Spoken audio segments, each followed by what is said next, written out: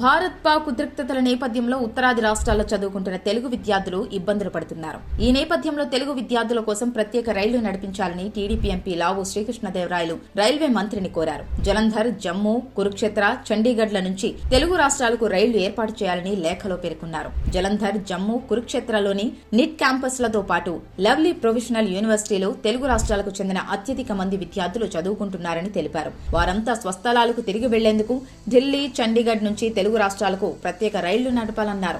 AP భవన్లో 24 గంటల control room ను రాష్ట్ర ప్రభుత్వం ఏర్పాటు చేసింది. సరిహద్దు ప్రాంతాల్లో ఉన్న ఏపీ ప్రజలకు అవసరమైన సమాచారం, సహాయం అందించేందుకు ప్రత్యేక ఫోన్ నంబర్లు విడుదల చేశారు.